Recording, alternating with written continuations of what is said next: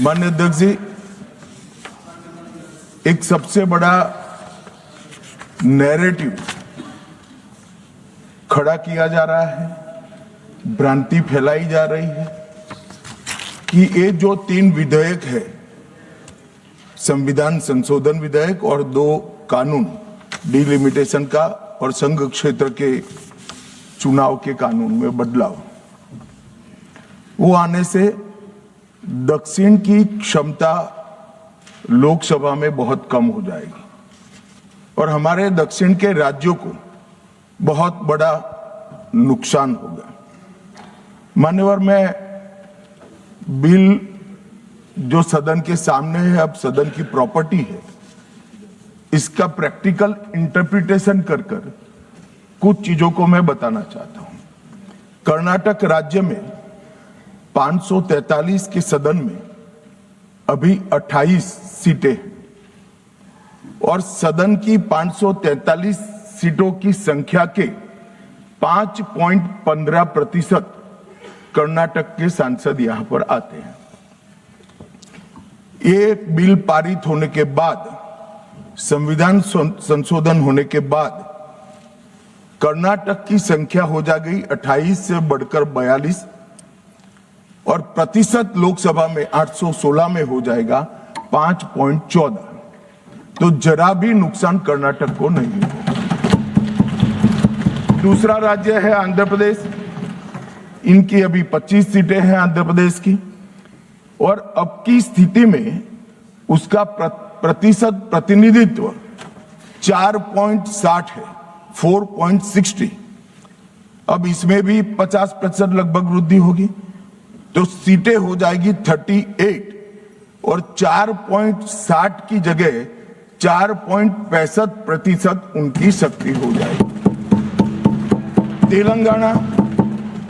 तेलंगाना में 17 सीटें हैं अभी और उनकी शक्ति 543 के सदन में प्रतिशत 3.13 है। अब उसमें 50% की वृद्धि होगी और सीटें हो जाएगी 26 और 3.13 की जगह 3.18% उनकी क्षमता। तमिलनाडु, इतने सारे लोग काले कपड़े पहनकर आए हैं, मैं तमिलनाडु की जनता को भी आश्वस्त करना चाहता हूं कि आपकी शक्ति कम नहीं होगी, बढ़ रही है। मान्यवर, अभी 39 सांसद तमिलनाडु राज्य से चुनकर यहां आते हैं और 543 के सदन में उसके प्रतिशत है 7.18%, 7.18%। और अब 50% वृद्धि के बाद सांसद लगभग हो जाएंगे 59 और इनकी नए सदन में 816 के सदन में प्रतिशत में संख्या हो जाएगी 7.23। मैं फिर से एक बार रिपीट करना चाहता हूं, अभी तमिलनाडु की सदन में प्रतिशत स्ट्रेंथ 7.18% है, वो बढ़कर हो जाएगी 7.23। तो तमिलनाडु को भी कोई नुकसान नहीं। केरला में 20 सांसद हैं, 3.68% इनका स्ट्रेंथ है, 20 की जगह 30 सांसद होंगे और 3.68 की जगह होगा 3.67। अब कुल मिलाकर दक्षिण का जो पूरा नैरेटिव बनाया जाता है, उसको अगर हम सोचते हैं तो अभी 543 सीटों में जो आपके द्वारा बनाया गया है, उसमें 129 सांसद इस सदन में बैठते हैं। मान्यवर, लगभग 23.76% दक्षिण के सांसदों का यहां शक्ति है। अब 50% वृद्धि होने के बाद 129 की जगह 195 सांसद बैठेंगे और उनकी शक्ति 23.97%, मतलब 24% होगी। तो शक्ति बढ़ नहीं रही है, कम नहीं हो रही है, बढ़ रही है। तो कृपया कोई भी एक मिनट मेरा समाप्त तो होने दीजिए। अरे पर समाप्त तो होने दीजिए। अरे पर बीच में कैसे करेंगे आप? मैं अभी बैठ जाइए, उसका भी जवाब देता हूं। आपको जवाब चाहिए ना, देता हूं। मान्यवर, कृपया ये बिल के जो इंटरप्रिटेशन है, इसको अधिकृत रूप से बिल को पायलट करने वाले मंत्री के रूप में मैं इस सदन के सामने रख रहा हूं। मैं मेरी जिम्मेदारी समझ रहा हूं। जो भ्रांति फैला रहे हैं वो शायद न समझते हैं, तो उसके लिए मेरा कोई टिप्पणी नहीं है। मान्यवर वेणुगोपाल जी कह रहे हैं कि ये किसने कहा? मैं अमित शाह भारत का गृह मंत्री कह रहा हूं, जो इस बिल को पायलट किया। दूसरी बात, सुनिए ना, बिल में कहां है और कहां से ड्रॉ कर मैं आंकड़े निकालता हूं। मैं कल उनको जब डिटेल जवाब दूंगा तब बता दूंगा, मगर वो सुनने के लिए बैठे वॉकआउट न कर जाए। बाकी मैं डिटेल केजी के बच्चे को समझ में आए इतनी सरलता से इनको मैं समझा दूंगा। उनको धैर्य से सुनना चाहिए। मान्यवर, इन्होंने कहा कि जाति जनगणना नहीं कराना चाहती है सरकार।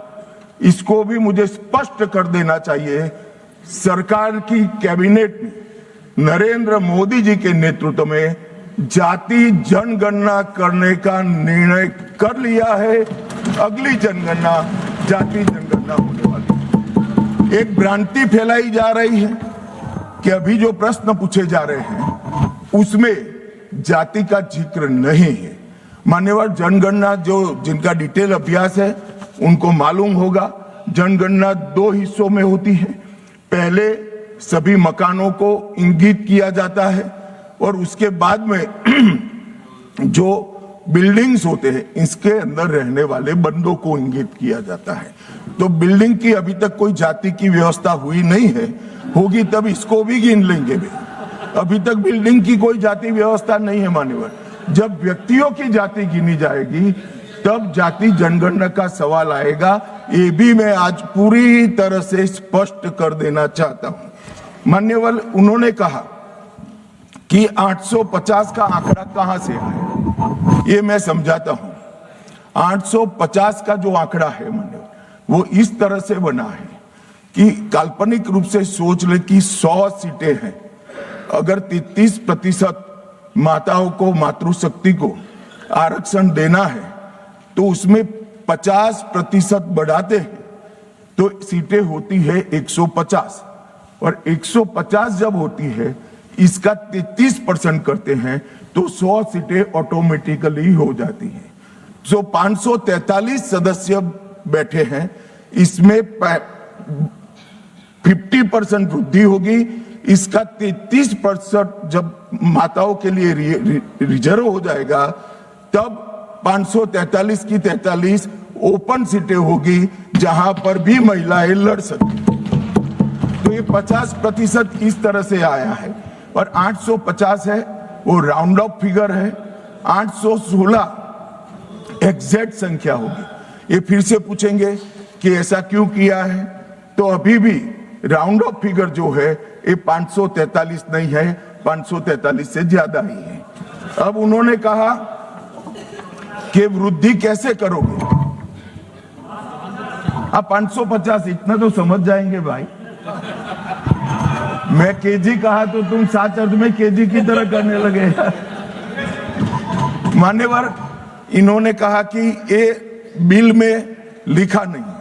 सांसद ज्योतिमणि और दक्षिण के कई सारे सांसदों ने कहा, मेरा कल समय ले ले, मैं पढ़वा दूंगा। वैसे समय लेने की जरूरत भी नहीं है। कल मैं सदन के सामने ये डिटेल पूरा देश समझ पाए इस तरह से समझा दूंगा।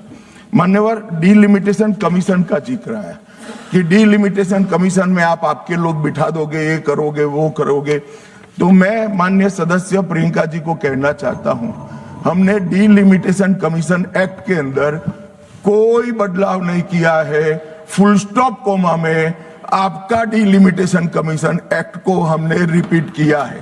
अगर आपने उस वक्त मैनिपुलेशन किया है तो मैं इतना कह सकता हूं, आप कह रही हो कि इससे मैनिपुलेशन होगा, तो आपने अगर उस वक्त ये एक्ट का उपयोग कर कर मैनिपुलेशन किया होगा तो मैं इतना कर सकता हूं कि हम नहीं करेंगे और मैं कुछ नहीं कह सकता।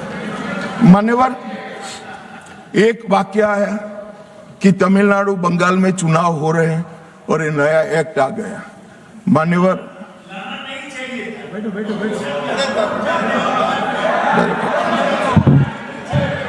मान्यवर, मैं स्पष्टता से कह देता हूं कि ये डिलिमिटेशन कमीशन की जो रिपोर्ट तभी लागू होगी जब पार्लियामेंट इसको स्वीकार करके करेगी और राष्ट्रपति महोदय इस पर अपना मंजूरी का मोहर लगाएंगी। तो ये 2029 के पहले होने का सवाल नहीं है। 29 तक भी जो चुनाव होंगे वो सारे पुरानी सीटों पर ही होंगे, पुरानी व्यवस्था में होंगे। तो अखिलेश जी को भी डरने की जरूरत नहीं है। यहाँ 27 की बात करूं, यहाँ हालांकि वो जीतेंगे नहीं, ये वो अलग बात है, मगर डरने की जरूरत नहीं है। यहां पर कहा गया कि सत्ता बनाए रखने की लालसा में ला गया है। मान्यवर, ऐसा जो लोग कहते हैं कि कुछ नेता 130 करोड़ की आबादी के जनमत को मैनिपुलेट कर सकते हैं, वो हमारी शक्तियों के आकलन बहुत ज्यादा कर रहे हैं। हम तो उस बात में मानने वाले हैं, लोकतंत्र में सत्ता नागरिक के वोट से और नागरिक के दिमाग से ही तय होती है। राजनेता, राजनीतिक पार्टियां नहीं कर सकती। 130 करोड़ का जनमत कौन मैनिपुलेट कर सकता है साहब? और अगर कर पाते तो हम तो जीतते ही नहीं। आप सत्ता में बैठे थे, हम कैसे जीतते? मान्यवर, इमरजेंसी डालने के बाद भी जनमत मैनिपुलेट नहीं होता है, इस देश का इतिहास है। और जहां तक लोकतंत्र को खत्म करने की बात करी है, मैं भारतीय जनता पार्टी के कार्यकर्ता के नाते, इस सदन में एक सांसद के नाते कहता हूं, किसी की भी ताकत नहीं है इस देश से लोकतंत्र को खत्म करने की। जिन्होंने प्रयास किए हैं इमरजेंसी के वक्त, जनता ने उनको खत्म कर दिया था, लोकतंत्र को कुछ नहीं हुआ। और मान्यवर, लोकतंत्र इस तरह से खत्म नहीं है।